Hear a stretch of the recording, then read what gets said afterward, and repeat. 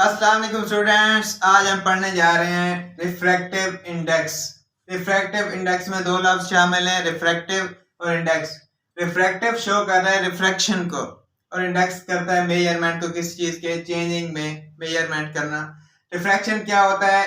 जब लाइट एक मीडियम से दूसरे मीडियम में जाती है तो उसकी स्पीड में, उसके डायरेक्शन में चेंजिंग आती है, उसमें bending of light, bending of waves is called refraction.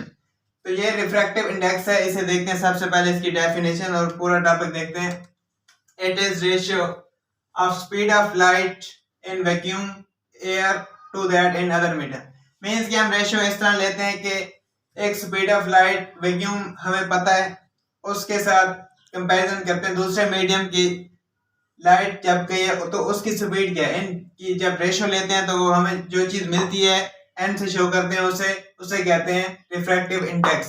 जैसे मैंने पहले बता दिया, इसे रिफ्रैक्टिव इंडेक्स को एन से शो करते हैं। N is equal to C over we.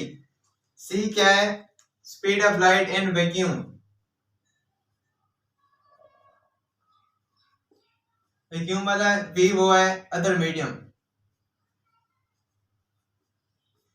Vacuum का हमें पता है, मशहूर जमाना इक्विवेलेंस है 3 मल्टीप्लाई बाय 10⁻⁸ मीटर पर second speed of light in vacuum होती है। तो ये हमें पता है। दूसरे मीडियम की जब हम इधर से कैलकुलेट करेंगे तो उसकी जब रेशियो लेंगे तो जो रेशियो आएगी उस क्वांटिटी को कहते हैं रिफ्रैक्टिव इंडेक्स। नंबर 3 पे देखते हैं इसके यूनिट्स क्या हैं। यूनिट्स ऑफ रिफ्रैक्टिव इंडेक्स, जैसा कि मैंने डेफिनेशन में ही बताया था, refractive index is a ratio. Ratio हमेशा दो सेम चीजों की ली जाती है। जब दो सेम चीजों की रेशियो ली जाती है तो ऊपर नीचे सेम चीजें कट कर जाएंगी। यूनिट्स दोनों के सेम है, स्पीड ऑफ लाइट है, ये भी स्पीड ऑफ लाइट है, बस मीडियम का डिफरेंस है। यूनिट्स कैंसिल हो जाएंगे तो ओवरऑल जो यूनिट्स रिफ्रैक्टिव इंडेक्स के आएंगे और नो यूनिट होगा। मींस के इससे कोई यूनिट नहीं होता। स्नेल लॉ अप्लाई होता है इसमें रिफ्रैक्टिव इंडेक्स में। उससे देखते हैं रिफ्रैक्टिव इंडेक्स कैसे होता है।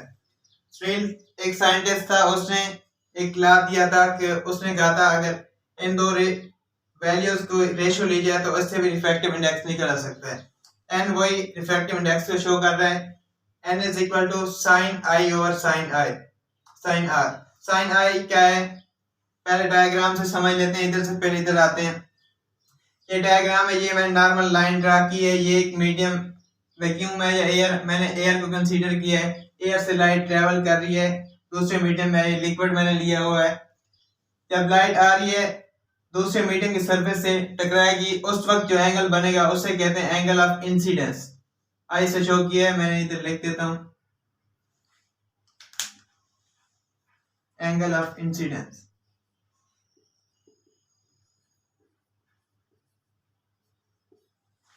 जब भी सरफेस से टकराएगा उस वक्त जो एंगल बनेगा उसे कहते हैं एंगल ऑफ इंसिडेंस। जब सरफेस से टकराया दूसरे मीडियम में गया, उस वक्त जो एंगल बन रहा है उसे कहते हैं एंगल ऑफ रिफ्रैक्शन।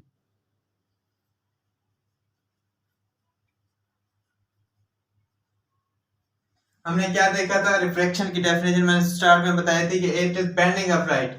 अगर देखा जाए तो ये इंसिडेंस एंगल था। अगर लाइट इसी डायरेक्शन में आती तो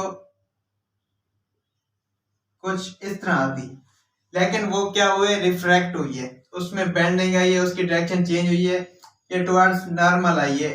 इसका ये जब एंगल बनता है इसे कहते हैं sine of angle of refraction.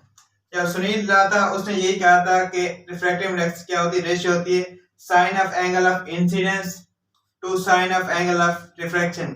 जब ये इन दोनों की वैल्यूज इसमें पुट करेंगे, रेशियो लेंगे तो हमें इधर से रिफ्रैक्टिव इंडेक्स मिल जाएगा। एक और चीज होती है रिफ्रैक्टिव इंडेक्स में, हम पढ़ते हैं क्रिटिकल एंगल।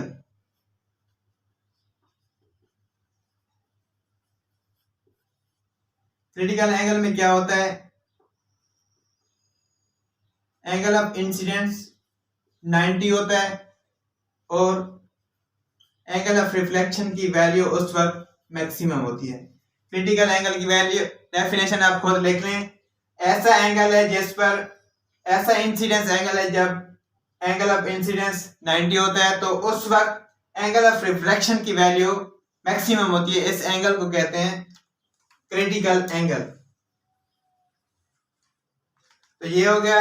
लास्ट पे देखते हैं रिफ्रैक्टिव इंडेक्स वेरी कैसे करते हैं, किन किन चीजों पर डिपेंड करके उनसे वेरिएशन आती है। इसमें ये डिपेंड करते हैं टेम्परेचर और वेवलेंथ पे, इन दोनों के साथ